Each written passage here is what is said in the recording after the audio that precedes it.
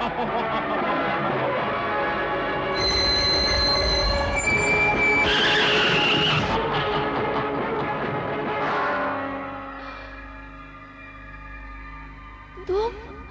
यहाँ कार में कैसे आए?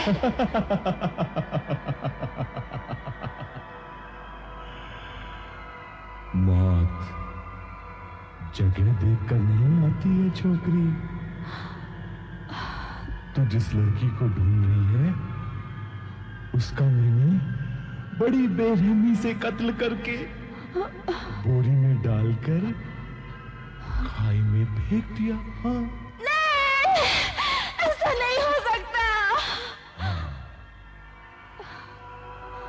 छोकरियां देखकर मेरे खून में जोश उठता है, जो नंगा बदन और बहता खून देखकर ही ठंडा होता है। चल उतार दे अपने कपड़े, उतार। अब मैं तेरा भी वही हाल करूंगा जो तेरी सहेली का किया था।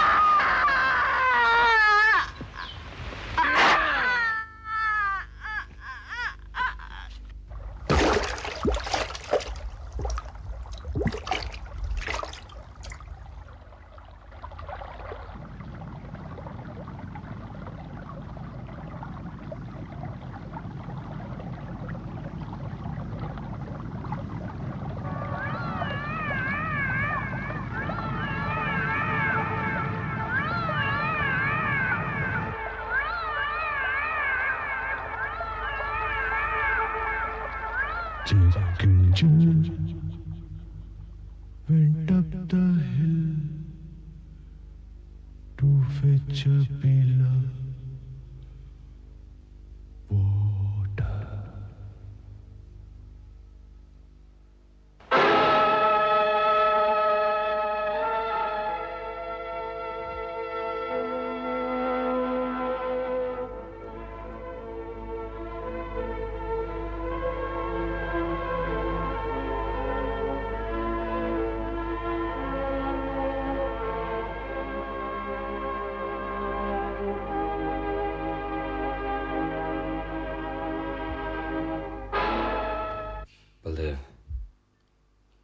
Thank you doctor.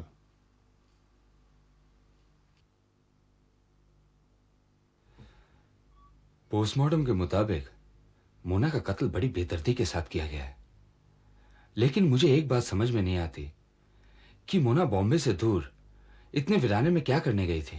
वो एक जर्नलिस्ट थी, हो सकता है चिपलून में वहां उस तालाब के किनारे किसी न्यूज के सिलसिले में गई हो। चिपलून? तालाब? बलदेव, शायद तुम्हें याद होगा पुलिस को कुछ दिन पहले 2 लाशें मिली थीं। आदमी के हाथ पैर नहीं थे और लड़की की गर्दन नहीं थी। कहीं ये वही तालाब तो नहीं? बिल्कुल ठीक कहा तुमने, ये वही तालाब है। अच्छा, लाश के आसपास कोई ठोस सबूत या कोई ऐसी चीज मिली जिससे कि मुजरिम को पकड़ने में आसानी हो? लाश से लगभग 1 किलोमीटर की दूरी पर एक व्हाइट मारुति वैन मिली है। वैन के अंदर से मिले हैंडबैग और उसके अंदर से मिले लाइसेंस से पता चलता है कि ये वैन मोना ही चला रही थी। नहीं बलदेव, नहीं, मोना के पास कोई वैन नहीं है। हो सकता है किसी जान पहचान वाले से ले गई हो। क्या नंबर था वैन का? MJL 7003। व्हाट? MJL 7003? ये तो मेरी बहन निशा की गाड़ी है। निशा मोना की क्लोज फ्रेंड है। इसका मतलब ये हुआ कि मोना कहां जा रही थी ये निशा जानती होगी। राइट। हाँ भैया, मोना अनीता को गोवा से वापस लाना चाहती थी, इसलिए मैंने उसे अपनी वैन दी थी। और उसे मौत के मुंह में ढकेल दिया। भैया अनीता को हम लोग तो सही रास्ते पे लाना चाहते थे। उसके लिए तुम लोगों को मेरी मदद लेनी चाहिए थी। इतना बड़ा कदम उठाने की क्या जरूरत थी? भैया हमें डर था, अगर आपको अनीता के बारे में पता चल जाएगा तो आप उसे कोर्ट कचहरी में उलझा देंगे। निशा, अनीता 10 लाख रुपए लेके भागी है। वो एक मुजरिम है, उसे सजा तो भुगतनी ही पड़ेगी। और वो कानून से जितना भागती फिरेगी, कानून का दायरा उसके लिए उतना ही तंग होता जाएगा। तुमने एक मुजरिम को बचाने के लिए एक बेगुनाह की जान ले ली। भैया, अगर मुझे ये पता होता ये प्लानिंग मोना की जान ले लेगी तो मैं ये कदम कभी नहीं उठाती।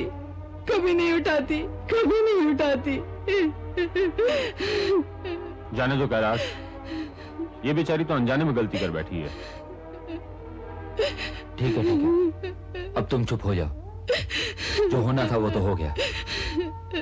जाओ, अब तुम घर जाओ।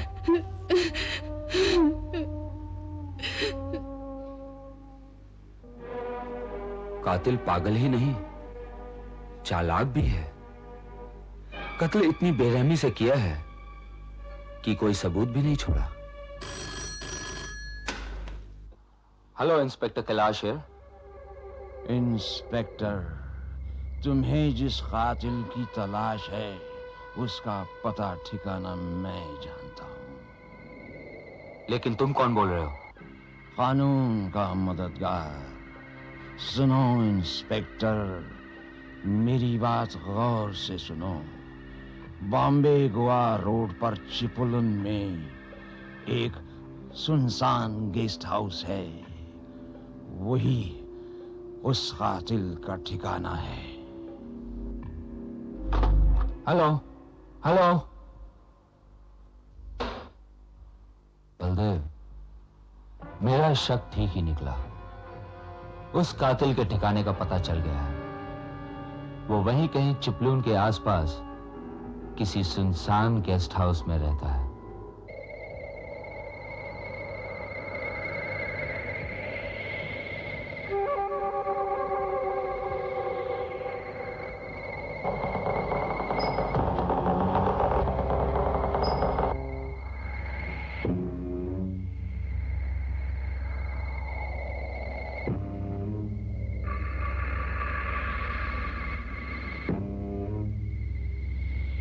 कैलाश, हम लोगों का एक साथ अंदर जाना ठीक नहीं। मुजरिम भाग भी सकता है। तुम ठीक कहते हो बलदेव। ओके, तुम लोग पिछले दरवाजे से अंदर जाओ और मैं फ्रंट गेट से एंटर करता हूं। ओके? राइट।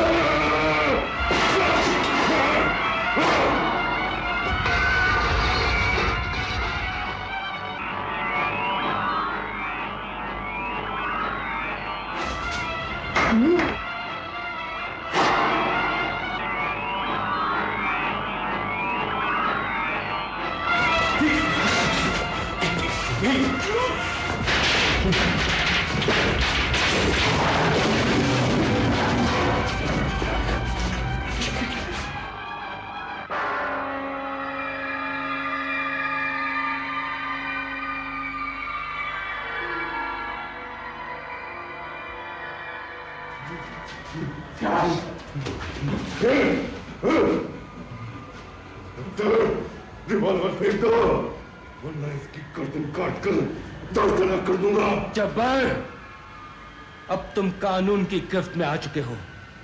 अपने आप को मेरे हवाले कर दो। नहीं! रिवॉल्वर फेंक दो।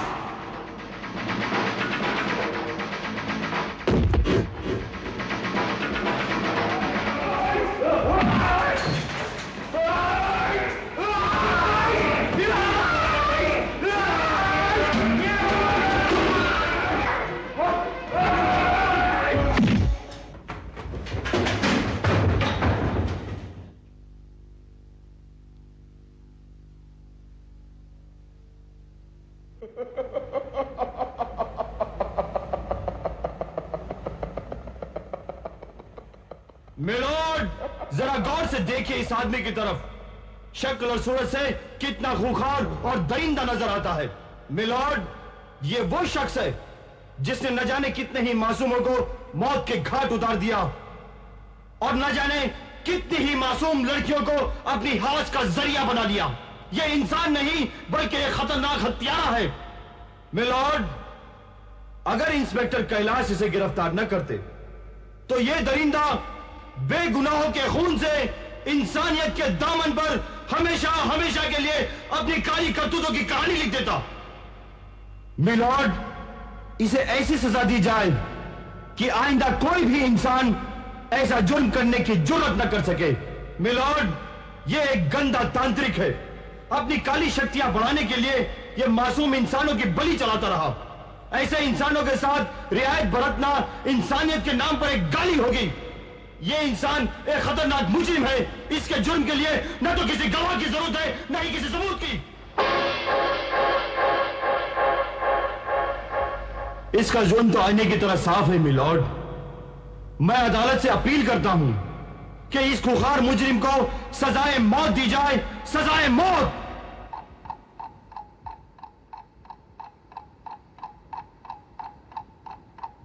मुजरिम विक्रांता जब्बर के जुर्म का काला चिट्ठा सारा जमाना जानता है, इसीलिए किसी की सफाई या गवाही की कोई जरूरत नहीं। अदालत यह भी जानती है कि मुजरिम ने कई लोगों को बेदर्दी से कत्ल किया है, इसलिए जेर दफा 302 के तहत यह अदालत मुजरिम विक्रांता जब्बर को सजाए मौत देती है।